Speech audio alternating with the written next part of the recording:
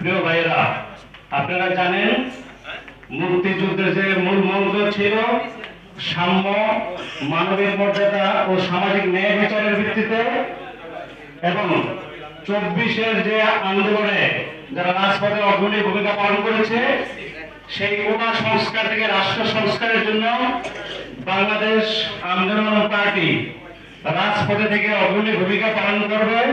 আপনারা জানেন বর্তমানে যে গণভোট রয়েছে এই গণভোটের পূর্ণাঙ্গ বাস্তবায়ন চায় বাংলাদেশ আন্দোলন পার্টি।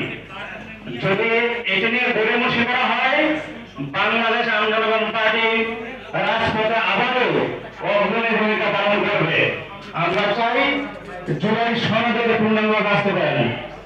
প্রিয় ভাইরা, আমরা বিগত দিনে যেভাবে আমরা সদস্য সচিবের মাধ্যমে রাজপথে অগ্রণী ভূমিকা পালন করেছি, আমাদের অগ্নিকন্যা বাংলাদেশ আন্দোলন পার্টির সদস্য সচিব ফাতেমা তাসনিম এবং ডক্টর মোহাম্মদ রফিকুল আমিন, যিনি মজলুম জননেতা, আপনারা জানেন ওনাকে মিডিয়া ট্রায়ালের মাধ্যমে, হলুদ মিডিয়ার মাধ্যমে বারবার এই নির্যাতন এবং অন্যায়ভাবে 12 বছর 3 মাস 5 দিন কারা নির্যাতিত ছিলেন।